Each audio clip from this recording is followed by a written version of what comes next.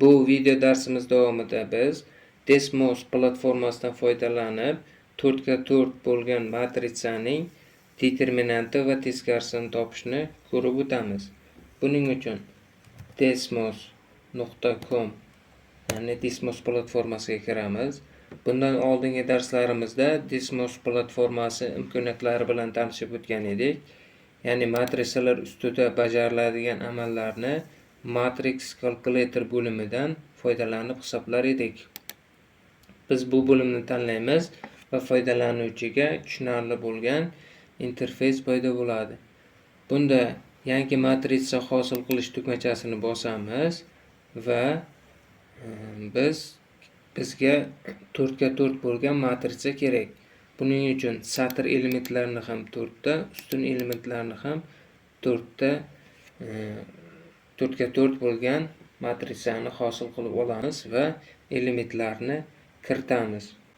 Biz bu matrisaning determinantini topishimiz uchun yangi satrga o'tamiz va bu paneldan, demak, A matrisani determinantini topish uchun det tugmachasini bosamiz va A matrisani determinantini hisoblaymiz.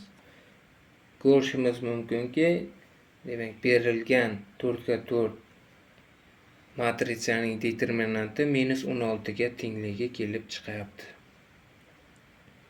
Bundan ko'rinadiki, A matrisaga teskari bo'lgan matrisani topishimiz mumkin.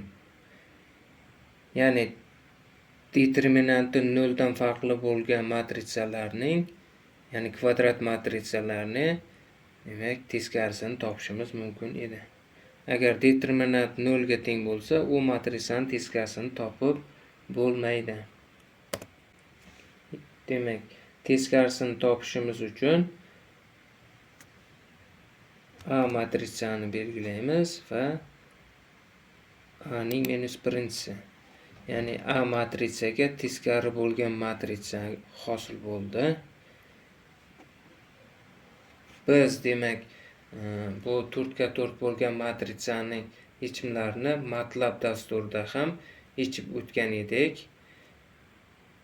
Ya'ni MATLAB dasturidagi qiymatlar bilan, demak, Desmos platformasida olinayotgan natijalar bir xilligini ko'rishimiz mumkin.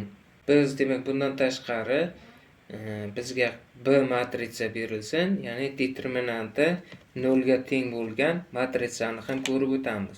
Ya'ni unga teskari bo'lgan matritsani topishning iloji yo'q.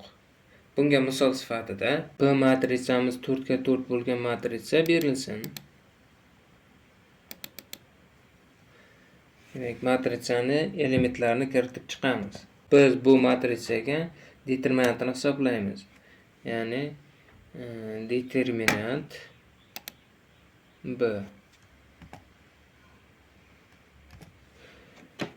Ko'rishimiz mumkinki, bu matrisaning determinanti 0 ga tengligini kelib chiqyapti. Bu berilgan B matrisaga, ya'ni 4x4 bo'lgan matrisaga teskari matrica mavjud emas. Buni ko'rishimiz mumkinki, ya'ni teskarisini topishimiz uchun B matrisaning, demak, -1 darajasi, ya'ni bu matrisaga teskari bo'lgan matrica mavjud emasligini ko'rishimiz mumkin. Biz bu videomiz davomida 4x4 bo'lgan matrisaning determinanti va teskarisini topishni ko'rib o'tdik. Ya'ni o'sha 4x4 bo'lgan matrisaga teskari matrica mavjud yoki yo'qligini ko'rib o'tdik. Bunga oid bo'lgan misollarni o'zingiz mustaqil ravishda hisoblang va natijalarni MATLAB dasturi bilan Desmos platformasida olingan natijalarni taqqoslang. Keyingi videolarimizda matematikaga oid bo'lgan qiziqarli masalalarni yechishni ko'rib o'tamiz. Bizni kuzatishda davom eting.